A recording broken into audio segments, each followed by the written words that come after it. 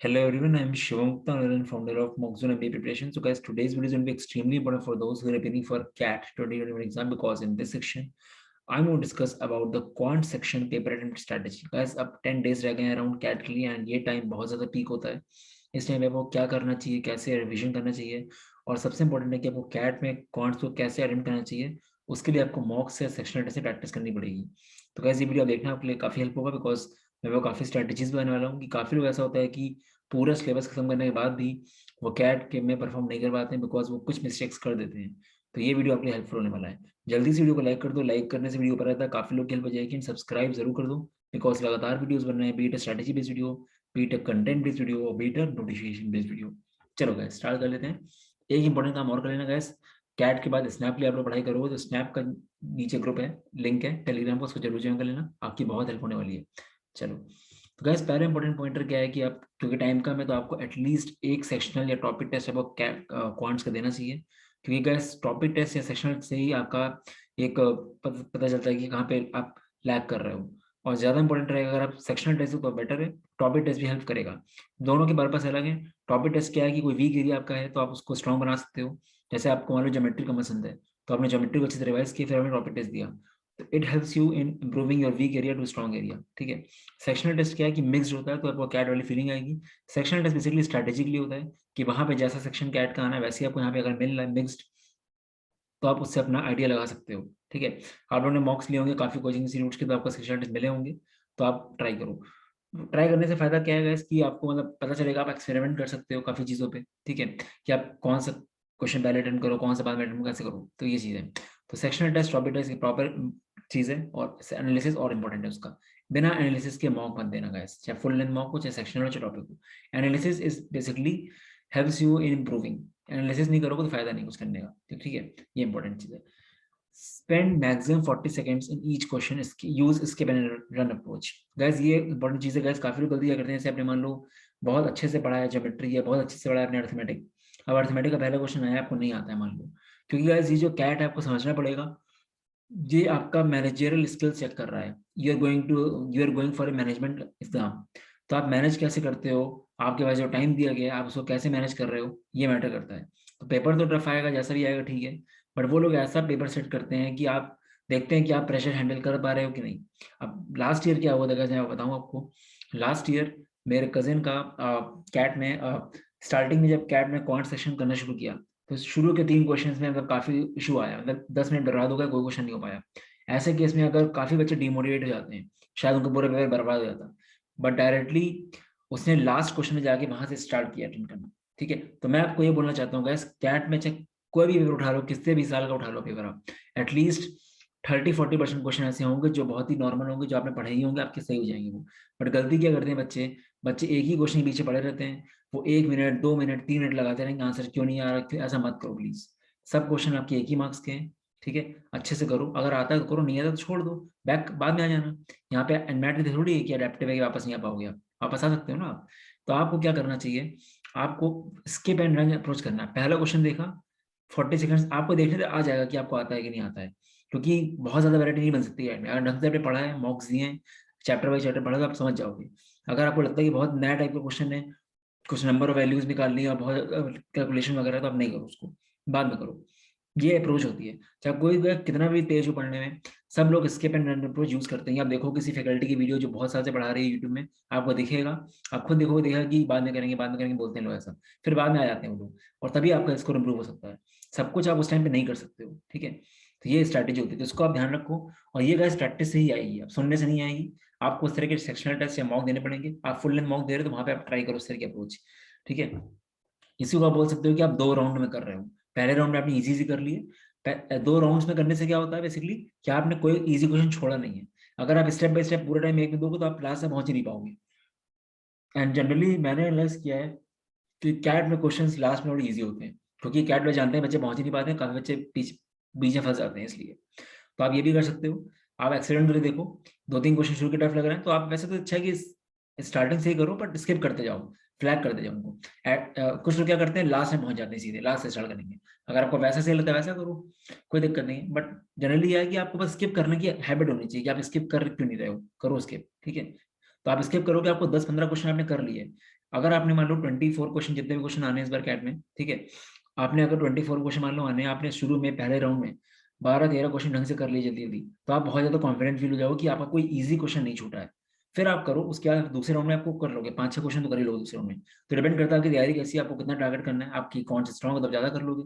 अगर कौन सा आपको बैर मिनिमम पास करना है खाली कट ऑफ, तो आप उसके अकॉर्डिंग करोगे, तो आपकी प्रिपरेशन पे बट आपका स्कोर जरूर मैक्सिमाइज होगा अगर आप skip and learn approach, basically 2 round approach follow करोगे। तो आप ट्राई करना, इसका आपको फायदा होगा इससे, ठीक है। बी रेडी फॉर सरप्राइजेस, मैंने बोला था ऑलरेडी कि शुरू की अब कैट लोग क्या कर सकता है, कैट एग्जामिनर कैट अलग टफ बनाने के लिए पेपर टफ नहीं देगा, शुरू के 3 क्वेश्चन एक्सट्रीमली टफ दे देगा, लेती दे देगा। आप नर्वस हो गए, आप नर्वस, काफी लोग खत्म कि अब तो कुछ नहीं होना, अगले साल देखेंगे कैट में, क्योंकि आपने तब दिक्कत आती है जब आपने मॉक्स में काफी अच्छा परफॉर्म किया हो, या फिर आपका सब कुछ आपको आता हो। जैसे आपने ज्योमेट्री बहुत लगाई है, ठीक है, आपको ज्योमेट्री का हर क्वेश्चन हमेशा हो गया मॉक में, बट वहां पे नहीं हो रहा, तो आप परेशान हो कि ऐसा क्यों हो रहा है। परेशान मत होगा, हो जाती है चीजें, ठीक है, छोड़ो आगे बढ़ो।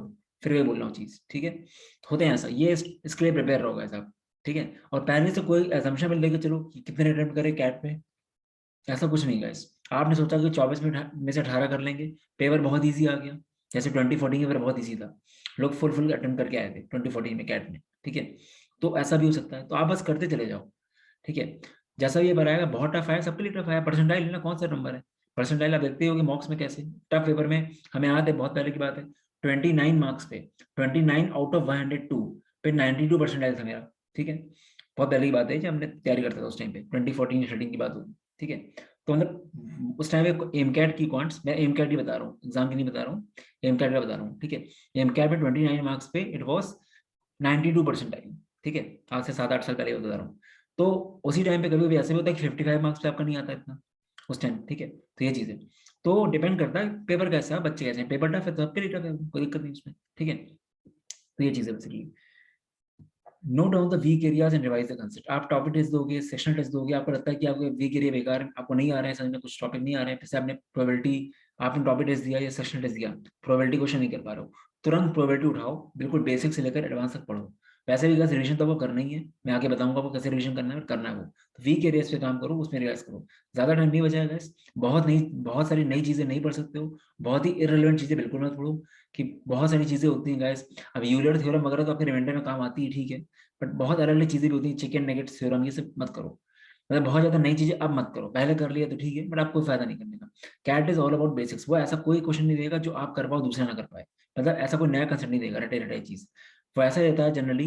कैट एक तरह से कौन से भी रीजनिंग डालने की कोशिश करता है, number of positive values of x, number of values y can take, ताकि आपका दिमाग लगे, फॉर्मूला ना लगे, ऐसा देखता है। तो आपको बहुत मेक श्योर करना है कि आप सही से काउंट कर रहे हो सारी वैल्यूज। कई कई बार ऐसा होता है कि आपको जीरो भी लेना था, आपने जीरो नहीं लिया, या जीरो नहीं लेना था, आपने जीरो ले लिया, क्योंकि पॉजिटिव बोला गया, नॉन नेगेटिव नहीं बोला गया, ये सब चीजें तो ध्यान रखना है सब करने पहले, ठीक है। Special focus on geometry mensuration formulas called geometry.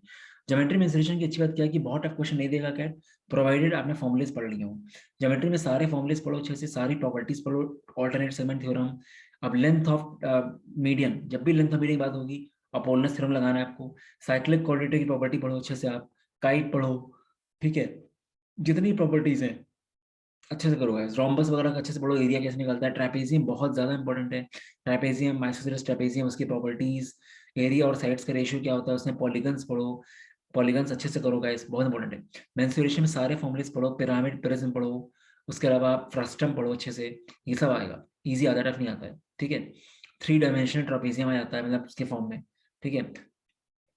Coordinate geometry बहुत इजी है, कोऑर्डिनेट ज्योमेट्री 2-3 क्वेश्चन आ चुके थे पहले कैट में।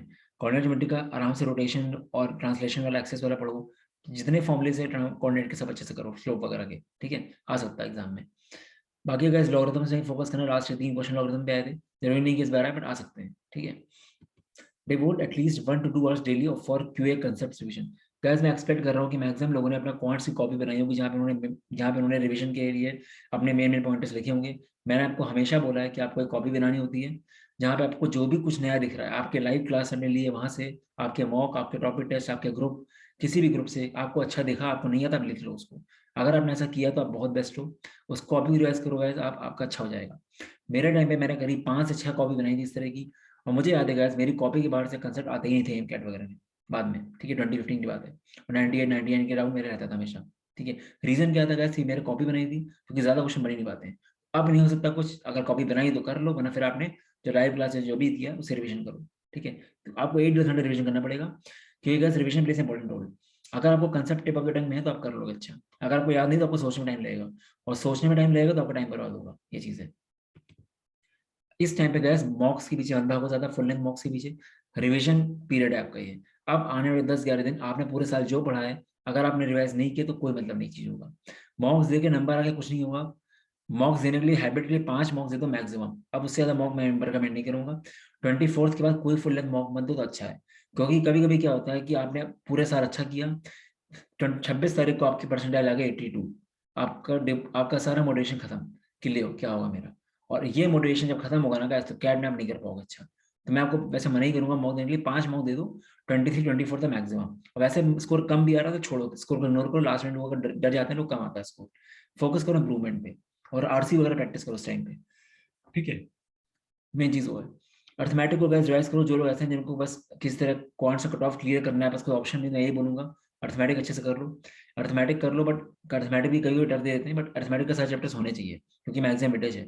बट जनरली क्या होता है कि यार सारे चैप्टर का बेसिक करके जाओगे, कभी कभी क्या होता है कि अर्थमेटिक के टफ क्वेश्चन आ गए बट नंबर्स का बहुत ईजी आ गया, ऐसा होता है। तो कोई भी टॉपिक छोड़ने के लिए मैं बिल्कुल नहीं बोलूंगा, छोड़ना कुछ नहीं है, चाहे बेसिक करके जाओ, करना सब कुछ है। अब मान लो ज्योमेट्री आपको बिल्कुल अच्छी नहीं लगती, बट पॉलीगन के नंबर ऑफ डायगोनल्स पूछ ली उसने, सीधे फॉर्मूला होता है n2 n - 3/2, तो आपका नुकसान हो गया, लॉस हो गया आपका। तो ये चीज होती है। तो करके सब जाओ, जो आपको नहीं अच्छा लगता उसका बेसिक कर लो, जो आपको अच्छा लगता है उसका अच्छे से कर लो, ठीक है। गजलक के करो 99+ परसेंटाइल लेके आओ कॉन्ट्स में, 2 सेक्शन में अगर 99+ लिया है तो ओवरऑल 98 आ जाएगा आपका, ठीक है। जब उन जिन लोगों की वर्बल एबिलिटी अच्छी है उन लोगों का तो पूरा चांस होता है कैट में जाने का अच्छा, क्योंकि वर्बल एबिलिटी इंप्रूव नहीं हो पाती जल्दी। वर्बल अच्छी कर लो, कॉन्ट्स अच्छी कर लो, LRDI तो बस अपने ऊपर होता है कि कैसे हो पा रहा है। LRDI टफ आएगी तो उसमें 2-3 सेट में हो पाएगा खाली, ठीक है। तो गाइस आई गेस आपने कुछ सीखा होगा इस वीडियो से, बस इसको अप्लाई करो तो ही फायदा है, ठीक है। अप्लाई करो तो फायदा होगा ही होगा। सबसे इंपॉर्टेंट इस वीडियो का जो है कंक्लूजन ये है कि आपको skip and run approach and 2 round से करने की कोशिश करो, और प्रैक्टिस नहीं करोगे तो वहां नहीं कर पाओगे। सोचने से नहीं होता गाइस, लगता है कम से कम आपको प्रैक्टिस करना पड़ेगा। आप 5-6 बार प्रैक्टिस कर लो इस तरह के 2 राउंड में, आपको देखिएगा आपका इंप्रूवमेंट काफी होगा। आपको एक खुशी होगी कि आपका कोई इजी क्वेश्चन गलत खराब नहीं हुआ। और दूसरी चीज एक और है गाइस, बहुत साफ साफ लिखना, बहुत क्लियरली लिखना, गलती मत करना बिल्कुल भी। सिली मिस्टेक बहुत ज्यादा पेनफुल होती है, आपका परसेंटाइल नीचे हो जाएगा, सही बता रहा हूँ, बहुत तेजी से। जहां आपका 99 आना था वहां आपका 96 जाएगा। सिली मिस्टेक मत करना बिल्कुल, बहुत ध्यान से करना, ठीक है। पैनिक मत होना गाइस, बहुत सारे एग्जाम्स हैं, ऐसा नहीं कि कैट ही सब कुछ है, ऐसा लगता है आपको भी लगता होगा कैट हो गया सब कुछ हो जाएगा। आगे बहुत सारे चैलेंज पूरी जिंदगी आएंगी, कभी नहीं होगा सेटिस्फाई नहीं हो पाओगे आप। तो ऐसा नहीं कैट अगर हो गया तो सब कुछ अच्छा है, या फिर कैट नहीं हो पाया सब बेकार है। आपको आगे करना ही पड़ेगा, ठीक है। कैट नहीं होगा तो स्नैप होगा, जैट होगा, नहीं होगा तो अगले साल होगा, ठीक है। तो ये चलो चिल करके देना, क्योंकि चिल करके नहीं दोगे तो आप नर्वस हो जाओगे, ठीक है। चलो गाइस, तो ये चीज़ है। बाकी जो लोग स्नैप का तैयारी भी करना चाहते हैं, और काफी लोग ऐसे हैं जो कैट बस नाम के लिए दे रहे हैं, तो अभी भी मौका है गाइस, लग जाओ। स्नैप ऐसा एग्जाम है जो अभी भी अगर स्टार्ट करोगे, आप 30-40 दिन लग के कर लोगे, अगर 8-9 घंटा, तो आपका आराम से निकल जाएगा। मैंने बहुत सारे एग्जाम्पल्स देखे हैं। और अगर आप प्रॉपर में नहीं पढ़ोगे तो आपका 3 साल बाद भी स्नैप नहीं निकलेगा। स्नैप ऐसा एग्जाम है, क्योंकि यहाँ पे आपको वैरायटी करनी होती है, प्रैक्टिस करनी होती है, और बहुत ही स्पेसिफिक टॉपिक्स होते हैं जो आपको करने होते हैं। ये भी लेक्चर में, ये जो कोर्स है बहुत ही डेडिकेटेड कोर्स है। यहाँ पे आपको हर एक चीज़ की डेडिकेटेड वीडियो रिकॉर्डिंग्स मिलेगी जो हमने करी है। प्लस हम लोग टारगेट एटलीस्ट 200 क्वेश्चन डिस्कस करने का स्नैप के लिए पास्ट पेपर से, ठीक है। तो काफ़ी डिटेल्ड है, क्वांट्स, LRDI VR सबका डिटेल पूरा लाइव क्लास रिकॉर्डिंग से। आने वाली क्लासेस की पूरी लाइव क्लासेस होंगी, पास पेपर डिस्कशन होगा, 550 topic test, 15 most relevant snap के मॉक्स जो काफी लोगों ने तारीफ की है, सब कुछ मिलेगा। और ये आपका जो कोर्स है ना गाइस, ये आपके बाकी एग्जाम में भी हेल्प करेगा। आपका सीमैट, SRC, CGPO, CET सब में हेल्प करेगा। तो आपका पैसा बर्बाद नहीं है। आपको लग रहा है टाइम कम है, पहली बात गाइस, टाइम से नहीं होता है, रेलिवेंट चीजों से होता है। और ऐसे भी टाइम कम नहीं है, काफी लोग जनवरी में भी दे रहे होंगे, तो काफी टाइम आपके पास है। इवन दिसंबर में भी दे रहे हो तो भी बहुत टाइम है आपके पास, आराम से कर सकते हो। पर टाइम आपको पर डे ज्यादा देना पड़ेगा। आपका मेन मोटिव होना चाहिए गाइस कि सारी लाइव क्लास की रिकॉर्डिंग अच्छे से देख लो। प्रैक्टिस क्वेश्चन से ज्यादा इंपॉर्टेंट लाइव क्लास की रिकॉर्डिंग है, बिकॉज मैंने कराया काफी कुछ, ठीक है। अच्छे से करोगे निकल जाएगा। So guys this was all about video, all the best, bye bye. कोई अगर इंक्वायरी है तो मुझे व्हाट्सअप कर लेना इस नंबर पे, और नंबर पे कॉलिंग का है, ठीक है। mockzone.in वेबसाइट है। चलो guys, all the best, bye bye.